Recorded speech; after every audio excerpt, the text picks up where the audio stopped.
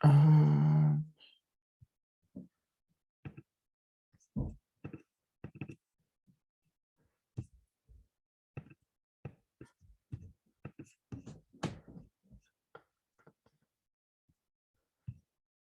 all right, awesome. I hope everyone can hear me.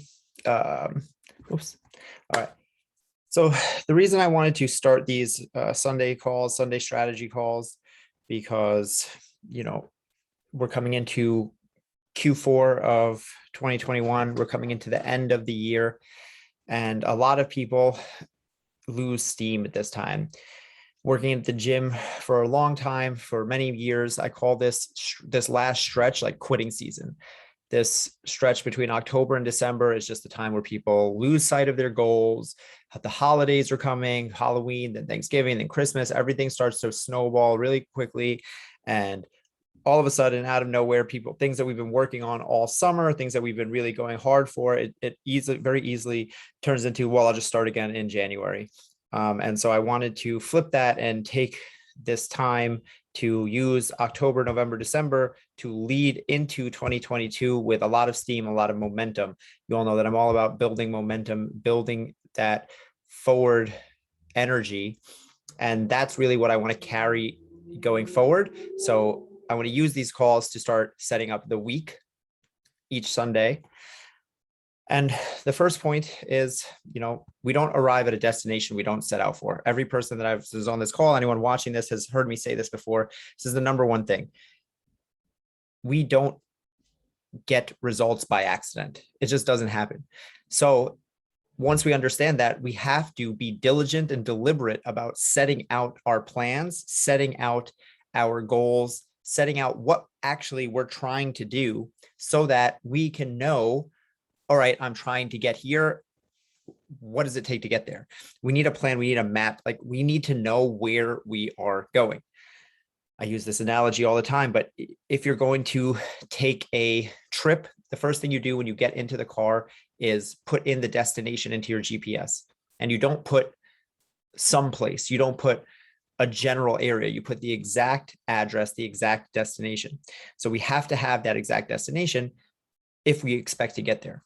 And now we've also talked about different forms of goal setting. So we have big goals, right? Everyone on here has big goals in terms of what they want to accomplish in their health and their finances and their wellness and their relationships, whatever the thing is. We're talking about 6 months, 6 years from now, at the end of the year. These are big goals, but big goals don't get accomplished in one foul swoop. Big goals get accomplished by small incremental change. And that's what I want to talk about on this call. We know what the big goal is, right? We've discussed this before. If the goal is losing however many pounds, if the goal is to get X result in your mindset, if the goal is whatever your specific thing is, doesn't matter. That's a big goal. That doesn't happen between today and tomorrow. That doesn't happen between Monday and Friday. But we can take steps towards that goal if we are diligent and deliberate about planning. Okay, I know the big goal. Okay, what do I need to do to get me closer to that big goal? We know that we can't get from here to a year from now tomorrow, but we can get one step closer. And if we take one step closer every single day, then we know that we're moving in that direction at least. And if we continue that, we continue to build that momentum. The saying, there's that old saying, the journey of 1,000 miles starts with a single step. It's one of my favorite sayings because it just takes one thing. It just takes today and then tomorrow and then the next day. The big goal matters. We have to have that in place because we need that picture. Like I just said, we need to know what the destination is going to be, but at the same time, it starts with a single step. So the macro is important, but we also really need to understand the micro. We need to understand the 1%, 1%, 1%, 1% will get us to 100%. But the progress doesn't happen in leaps and bounds. It happens in small, tiny steps. And for that, we need a plan. So we understand that planning is so important, but almost no one does it, right? People tend not to plan. They don't have a strategy, and that's a problem. So if it's so simple, like, okay, like we know that planning is the key to success. I say this all the time. Why is it that people are not strategizing? Why is it that people are not planning? And that's, to me, because planning can be overwhelming, right? It seems like it's a lot. I'm taking on more. I already have so much on my plate. To add planning on top of that is now adding another thing, right? We feel that it's going to be more for us to do, right? I have to schedule, I have to write things down. I have to think about things ahead of time, as opposed to just taking them as they come. And we also feel that it can be restrictive, right? Meaning if I have a plan, that means I have to do it this a certain way. And that boxes me into a corner. Just like an example is a meal plan, right? Meal plans can be, people don't like them because they're very restrictive, because it's like, well, like instead of having all of the food in the world that I can eat, I can only eat these things on this list. And that becomes very restrictive. And then that becomes overwhelming. And then we don't like that. But the reality is that a plan is actually freeing. And that's because when we actually have guardrails set in place, and when we have these things planned out ahead of time, although it does take some extra effort on the front end, meaning, yes, we will have to take time. You have to take time to do stuff like this. You have to sit on a strategy call. I'm going to ask you to take out your planners or take out a piece of paper and write some stuff down. It does take energy on the front end, but what you gain from that is freedom, right? Because before, what I said, it feels restrictive because it boxes you in, but boxing you in actually frees you, because now your brain doesn't have to figure out in that moment. We've talked about before, whether it's eating, whether it's exercise, whether it's business preparation, whether it's relationships, when your brain has too many options, that's actually when it becomes overwhelmed. So by restricting it a little bit, it actually frees it to not be so overwhelmed. That's the thing. Like, we think that planning is overwhelming, but it's actually the abundance of options that we have that is overwhelming. Meaning, if exercise is my thing, right? I could plan, I'm going to do my 3 1-hour workouts Wednesday at 11, Thursday at 2 p.m. and Saturday at 1 p.m. That's a plan, right? So now that feels restrictive because it's like, well, I have to make that work. But in reality, it's actually freeing, because now my brain doesn't have to think all the time of, okay, when am I going to work out? Okay, I could do it this time. I could do it that time. Okay, it could be this or it could be that. Okay, like, yeah, it's Wednesday now. What other days? It takes all of that off my plate. And that allows my brain to use my limited energy and my limited mental resources on the better, bigger things that I need to focus on. So if we know where you're moving, if we know your goals, right? We know point A, we know where point B is. Again, going back to this map, right? If we look at, if there is no X on the map and you have no clue what your destination is, that's a whole giant map that you have to cover. Whereas if you're starting at that green dot and the X is where you need to go, and you know where the X is, there's a straight line that gets you there. So again, having that plan in place, having that structure frees you to not have to worry about the whole rest of the map. It frees you to know what the actual route that you're going in. And that allows you to reduce stress, anxiety, overwhelm, and all these other things that tend to pile up when it comes to thinking about our goals, because we are all overwhelmed already with life. No one has extra time. No one has an abundance of energy. No one has an abundance of just like, oh yeah, like I have time for all this stuff. This stuff doesn't get done if I don't set out a specific time to do it. So there's a common theme. So I just talked about overwhelm, anxiety, depression, stress. All of these things center around a lack of what I call the 3 C's. And that's clarity, certainty, or control. So it's one or a combination of 3 of those things lead to pretty much every negative emotion that we feel, because we don't like these feelings. We do not like to have a lack of clarity. We don't like a lack of certainty. We don't like to have a lack of control. And when we're feeling that, when we don't feel in control, we don't feel clear, when we don't feel certain, that's when we get anxious. That's when we get depressed. That's when we get overwhelmed. That's when we get stressful, because we don't know what's going on. So by clarity, the thing that I need to know is, do I know what needs to be done?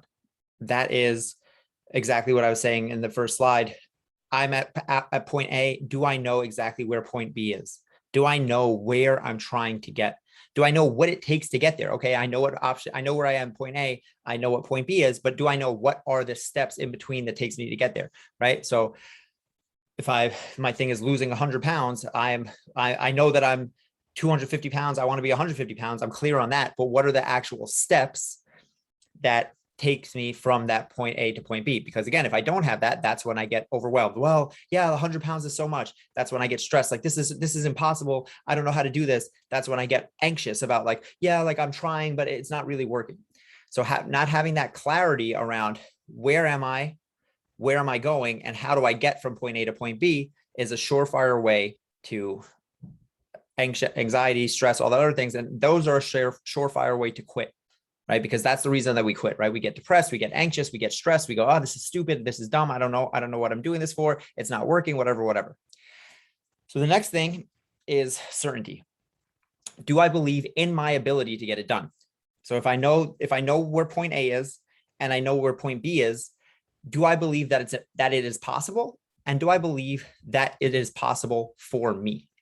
Right? So if I can have clarity on I need to get to from New York to LA, and I can have clarity that to get there I need to fly, but I know that I can't fly. There's no, like myself as a person, I know that I am not able to do it. So there's no certainty there. I don't know that I would actually be able to do it to get it done on my own. Now, if I understand that there are airlines that I can pay to do this, now I have certainty. And now I'm like, okay, like I can definitely get from here to LA for my friend's wedding or whatever it is that I'm doing.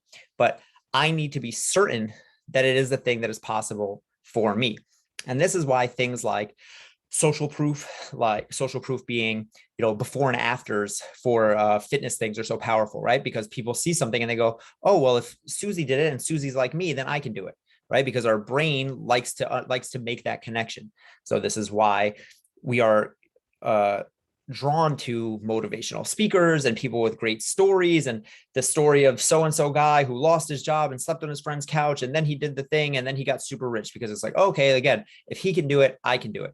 So that's a good method for having that certainty, for getting that certainty. If I don't believe always in myself, I can kind of borrow certainty from others, because again, we all know inherently that we are human, and if one human can do it, then I can probably do it, right? So that's why it is good to surround ourselves with positivity, surround ourselves with others in groups like this, to surround ourselves with motivational speakers and books and talks and things like that, because it just shows you what's possible. And when it shows you what's possible, that's what gives you certainty. Because if we get in our head and think like, well, yeah, like that's a big goal and there's no way that I can do it, again, surefire way, one-way ticket to quit city.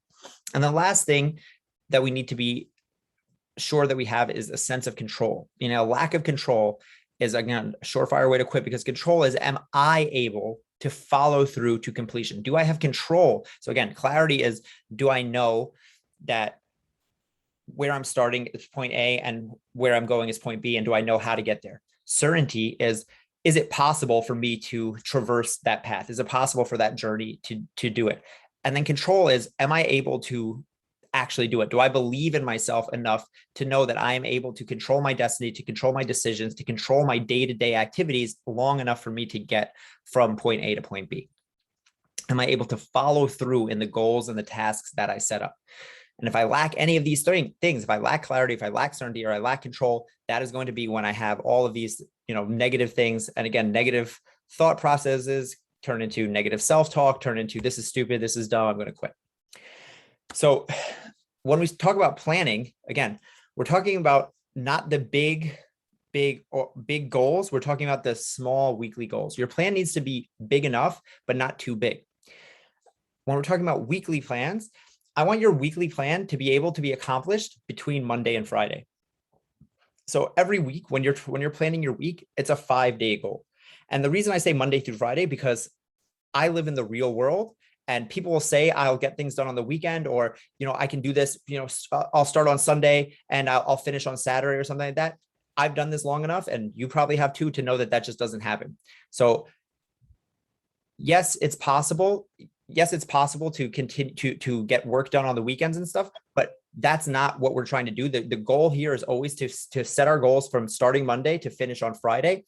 And then we understand that the weekend is just bonus. We can, that's extra credit. If we're able to get more done on the weekend, that's fine. But I don't want to I'm going to be setting myself up for failure if I say like, yeah, I'm going to finish this over Saturday or Sunday, because Saturday and Sunday is when life happens. It's when your kids are around. It's when you're doing social events. It's when weddings happen. It's when you're taking care of the stuff that you don't have time to do during the week. So if I'm not planning for that, then I'm inherently setting myself up for failure.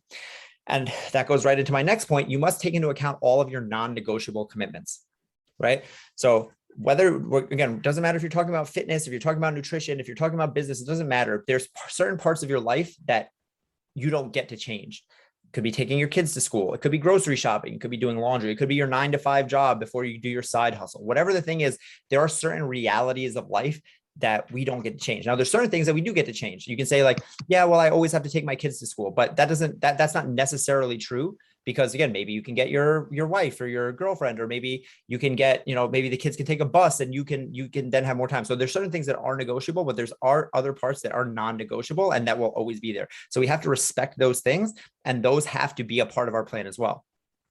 And then the last bit, when we're talking about planning the week, I want you to know with 99% certainty that you can commit to the task and follow through, right? Going back here to control, can I follow through to completion? So I want to know with 99% certainty that you can commit to the task and follow through. I say 99% certainty because nothing is 100% guaranteed. Obviously, we can never say with 100% certainty that I can do something, but I want 99% certainty, because if it's not 99% certainty, it's too hard. The task isn't going to happen. If you're like, yeah, like I'm like 80% sure that I can do this. I'm 70% sure, even 90% sure. Most of the time that stuff doesn't get done because life gets hard. Things get in the way. Things get busy. All the best laid plans get thrown to the wayside, right? My favorite quote is, everyone has a plan until they get punched in the face. Mike Tyson said that. And then I always say life punches you in the face every single day. Everyone on this call knows that. I've talked with you all extreme amounts about all the crazy things that life throws at us. So to not expect that is, again, just setting ourselves up for failure before we even start. So rather than trying to plan for the best of times, rather than trying to be like, yeah, like, all right, I'm gonna try it, and if this goes well, then I'll be able to do this, and this goes well, then I'll be able to do this. We're gonna throw all that away, and we're gonna say, I'm gonna plan as if everything else goes wrong, and I'm gonna plan to make my thing happen so easy that I literally can't mess this up, because that's how we actually get real success. So I'm going to give you guys 60 seconds right here. And I want you to just write down the 5 tasks that you need to accomplish this week. And these are the 5 biggest tasks that you need to do this week to move you towards your big goal. So if your big goal is weight loss, then these can be around weight loss. If your big goal is relationship, this can be around relationship. If your big goal is mindset, then this can be around mindset. This is not your big goal. You're not going to achieve the big goal this week, but these are rather, what are 5 stepping stones that can move you towards it?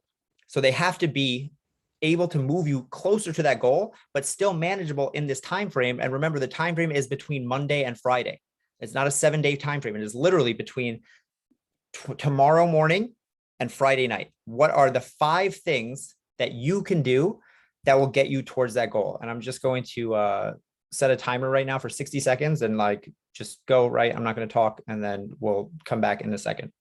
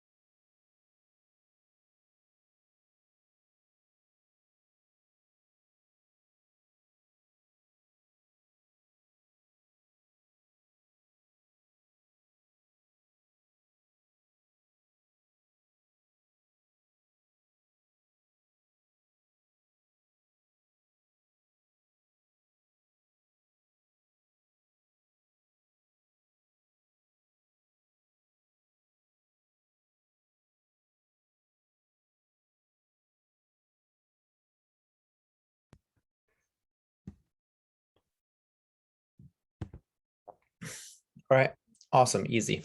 All right, so you have a little list, 5 things that you can do this week. The next thing we need is urgency. Okay, so next to each of these things, I want you to number it 3, 2, or 1. 3 is must do, meaning this has to happen in order. If I'm going to reach this goal, this has to happen, and it has to happen this week. Okay. Number 2 would be, it would be nice for this to happen. Meaning, yes, this is an important thing for me. This definitely will move me closer to my goal.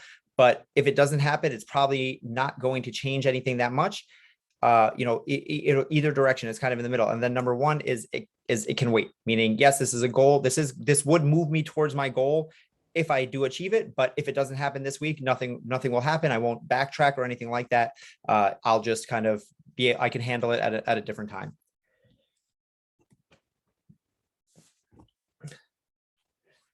And now we're not going to do this on this call, but after, when we're done here, what I want you to do is take this list that you just made and plug it into your week. After you put in your non-negotiables, right? You have your stuff that you can't change. Again, if that's your 9-to-5 job, that's your, doing your stuff with your kids, that's or whatever.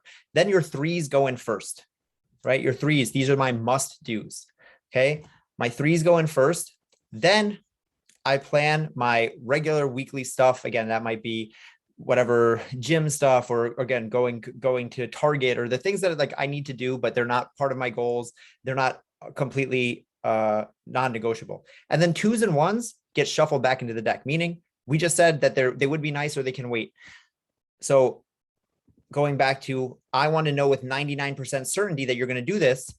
We only want to focus on threes because these are must do's. So rather than overwhelm ourselves with more and more stuff to do, we are going to focus on the things that absolutely must happen, because we just said, I can do this with 99% certainty. It must happen. And if it happens, it will move me towards my bigger goal. So that means that if I do that thing, that's a big step forward. That's taking a load off my plate. That's taking away from my overwhelm, my stressing, and my anxiety. And I have those other things, the would be nice and the can wait goals, that I can either, if I really have enough time, I can get to still if I really want to, or I can just reevaluate next week, and I can continue to do this week by week. And that's how we chip away slowly and surely, and we make small incremental change rather than trying to do everything all at once.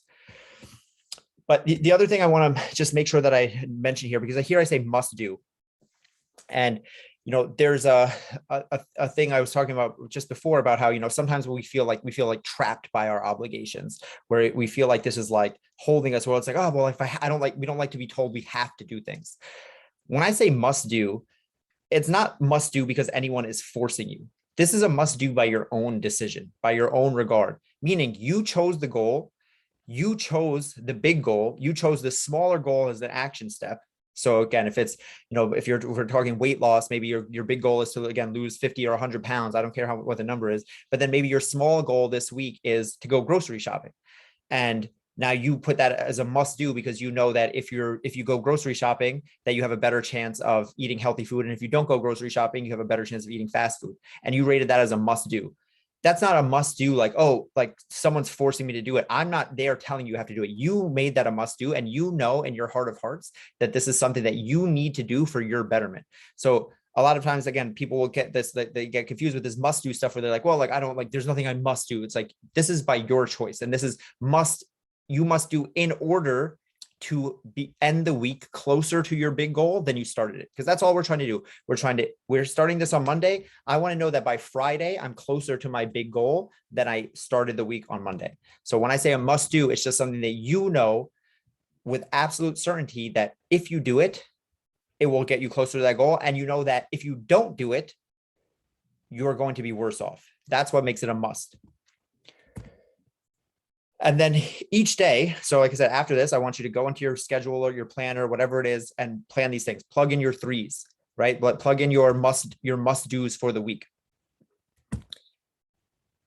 And then each day, you're going to review the plan for the entire week. You're going to review your weekly plan and review for the day's plan, and then adjust for any shakeups, because life punches you in the face. Nothing that we plan today on Sunday, by Thursday, by Friday, even sometimes by Monday or Tuesday, will be exactly as we planned it. And this is another big thing that we have to get over, because a lot of times what will happen is we'll plan our stuff on Sunday, and then as soon as that gets shaken up just a little bit, we throw the whole thing out. Like, well, I can't stick to this, so like that plan goes out the window.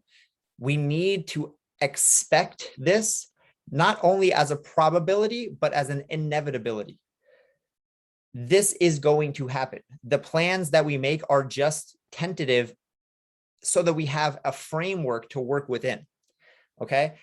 for all of you who theoretically should, or hopefully, I know you have, I don't know if you're doing the morning routine, but there's a reason that the second to last step on the morning routine is always review your day's plan the day, right? Because we can have the best laid plans the week, on Monday and then Tuesday comes around and things are different. We wake up to text messages, we wake up to emails, everything changes. We had a plan for Wednesday to get our workout in, and then Tuesday night, my kid came home sick and now I have to go to the doctor or something. Everything changes every day. So this is a very fluid thing. This is not static. This is not stuck. This is not one way. This is a constant living, breathing thing. But going back to the reason that where I started today, as much as this seems like it's more to do, it becomes freeing. There's a famous story about President Barack Obama where a reporter asked him why he always wears the same 3 suits. And he said, I already have so many decisions to make every day. Why would I want to spend more time thinking about what to wear? There's a phenomenon called decision fatigue. Decision fatigue is when our brain can literally only make so many decisions at a day. We get depleted throughout the day. And this is why everyone who's ever had a bad day of eating, who's snacked, who's binged, anyone who's ever skipped a workout, anyone who's ever ended up just doing something that they regret, it happens at night.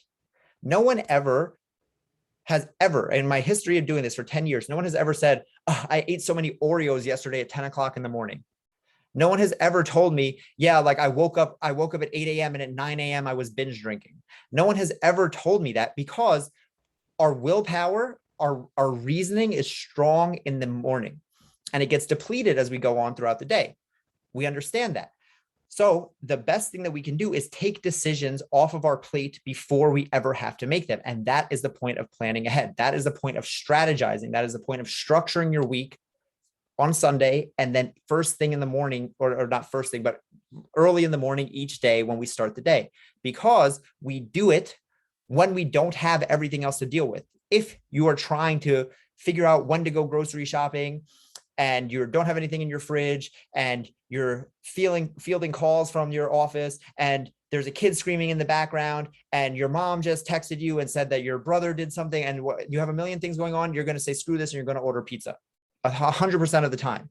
Whereas if you've already planned it, so you don't have to think, where am I getting groceries? What's on the list? You already had that stuff planned. Okay, I know I need to go grocery shopping. So what do I need to do? I need to write a list. Okay, I need to write a list. When am I going to go? Okay, I'm going to drop so-and-so off at 3 o'clock. So that means I have a gap from 3 to 4. I can go to the grocery store by 3:15 and be out by 3:45. Now it's not a decision anymore. It's just a part of your schedule. And that's why this stuff is so powerful. Yes, it takes that front loading. It takes the energy that we are spending right now. And for the few minutes after this, that you're going to do that. But the reason that that's so beneficial is because it allows you the freedom. It allows your brain the mental freedom to not have to think about all of this extra stuff in the day in the week, once the week starts, right? It's a Sunday night right now. Everyone is sitting at home doing absolutely nothing. No one has any meetings. No one has that. You might have some kid stuff to do. You might have some dinners or something to do, but what you don't have to do is a conference call with Japan right now. What you don't have to do is deal with whatever the stuff that once the work week starts, it's only going to go harder from here. So this is the time to do the planning, to take that stuff off of your plate right now. So what I'm going to just leave you with is, again, going back to right now, what I want you to do, again, after I get off this call, is to just go and plan the week with your must-do activities. Figure out 2 to 3 times, whatever your thing is, that you can plug this in. And again, remember that the number one rule is that I want to be able to do this with 99% certainty. I don't want to have pie in the sky dreams of well, yeah, I can probably do this. And if things go right, then I'll do it. I want to know that if my house is burning down, if my car breaks down, if everything in the world goes wrong, it's there's still no reason that I can't do this. There's no possible. If Dr. Strange came and showed me 100,000 different futures, there's not one where I'm not able to achieve this goal, because that's how easy that I want it to be, because those are the goals that we achieve. The goals where we go, yeah, it would be pretty good, but as long as X, Y, and Z. Once you say that, once you go, as long as this happened, then you're already setting yourself up for failure. And we want to set ourselves up for wins because we want to build momentum. Every single win pushes us in the right direction. And then next week, we do it again. And then we do it again. All of a sudden, you have these small wins that have pushed you in that direction. And you're not doing it by trying to reinvent the wheel. We're not doing it by trying to bite off more than we can chew. We're doing it with small incremental change that doesn't actually feel so overwhelming. So that's all I had to say for today. I'm glad I kept that to 30 minutes. If anyone has any questions or anything, or just anything to say about that, then I'm happy to do it. But if not, we can all just hop off. Sorry, I was late, everybody. You're good. You're good. All right. I also recorded this. I'll send you the rest. Appreciate that. All right, guys. Well, I'll talk to everyone individually after this. I hope this was helpful, and I will see you all next week.